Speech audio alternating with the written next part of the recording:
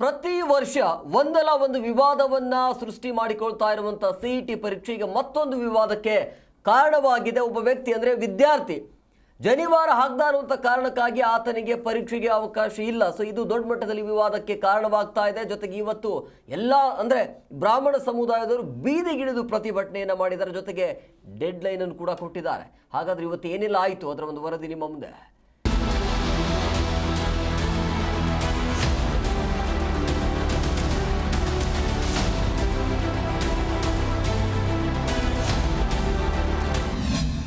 KEA ನಿರ್ದೇಶಕ ಕ್ಷಮಾಪಣೆ ಆದ್ರೂ ನಿಲ್ಲದ ಆಕ್ರೋಶ. ಜನಿವಾರ ಜಟಾಪಟಿ, ಅಧಿಕಾರಿಗಳ ಸಸ್ಪೆಂಡ್ಗೆ ಆಗ್ರಹ. ಜನಿವಾರ ಹಾಕಿ ಬಂದ್ರೆ ಸಿಇಟಿ ಪರೀಕ್ಷೆ ಕೊಠಡಿಯೊಳಗೆ ಹೋಗುವಂತಿಲ್ಲವೇ?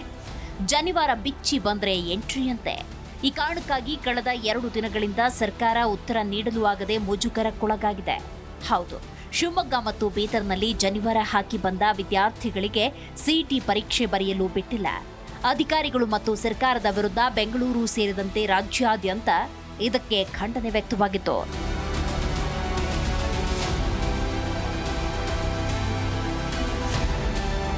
ಇನ್ನು ಜನಿವಾರದ ಅಮಾನವೀಯ ಘಟನೆ ನಡೀತಾ ಇದ್ದಂತೆ ಒಂದು ಕಡೆ ಕೆಇಎ ಕ್ಷಮೆಯಾಚಿಸಿದೆ, ಮತ್ತೊಂದು ಕಡೆ 2 ಹೋಮ್ ಗಾರ್ಡ್ಗಳನ್ನ ಸರ್ಕಾರ ಅಮಾನತು ಮಾಡಿದೆ. ಆದರೂ ಅಖಿಲ ಕರ್ನಾಟಕ ಬ್ರಾಹ್ಮಣ ಮಹಾಸಭಾ ಸರ್ಕಾರಕ್ಕೆ ಡೆಡ್ಲೈನ್ ಕೊಟ್ಟಿದೆ. ಹೋಮ್ ಗಾರ್ಡ್ಗಳನ್ನ ಸಸ್ಪೆಂಡ್ ಮಾಡಿ ಬಲಿಪಶು ಮಾಡಬೇಡಿ, ಜನಿವಾರ ಕತ್ತರಿಸಿ ಅಂತ ಆದೇಶ ನೀಡಿದ ಅಧಿಕಾರಿಗಳನ್ನ ಸಸ್ಪೆಂಡ್ ಮಾಡಿ ಅಂತ ಆಗ್ರಹಿಸಿದ್ರು. ಖಂಡಿತ ಇನ್ನೊಂದು 2-3 ದಿನದಲ್ಲಿ ಸಿಎಂ ಅವ್ರನ್ನ ಭೇಟಿ ಮಾಡಿ ಅವ್ರ ಅವಕಾಶ ತಗೊಂಡು ಅವ್ರನ್ನ ಭೇಟಿ ಮಾಡಿ ಅವ್ರಿಗೆ ನಮ್ಮ ಸಮುದಾಯ ಮೇಲೆ ಆಗಿರುವಂತಹ ಈ ಆಕ್ರಮಣದ ಬಗ್ಗೆ ಅವರಿಗೆ ಮನವರಿಕೆ ಮಾಡಿಕೊಟ್ಟು ಅದ್ರ ಮುಖಾಂತರವಾಗಿ ನಾವು ನಮ್ಮ ಸಮುದಾಯಕ್ಕೆ ಸಂವಿಧಾನಾತ್ಮಕವಾಗಿ ನಮಗೂ ಕೂಡ ಹಕ್ಕಿದೆ, ಈಕ್ವಾಲಿಟಿ ಇದೆ, ಅದು ಸಮಾನತೆ ಇರೋದ್ರ ಜೊತೆಗೆ ನಮಗೂ ಕೂಡ ರಕ್ಷಣೆ ಬೇಕು. ಬೇರೆಯವರು ನಮ್ಮನ್ನ ಅಟ್ಯಾಕ್ ಮಾಡೋದು ಎಲ್ಲ ಜಾಸ್ತಿ ಇದೆ. ಇದನ್ನ ರಕ್ಷಣೆ ಕೊಡೋದಕ್ಕೆ ನಾವು ಮುಖ್ಯಮಂತ್ರಿಗಳು ನಮ್ಗೆ ಒಟ್ಟಾರೆ ಸಿಇಟಿ ಪರೀಕ್ಷೆ ಬರೆಯುವ ಸಂದರ್ಭದಲ್ಲಿ ನಿಯಮ ಪಾಲನೆಯನ್ನ ಆಯಾ ಜಿಲ್ಲಾಧಿಕಾರಿಗಳೇ ಹೊಣೆ ಹೊತ್ತಿರ್ತಾರೆ.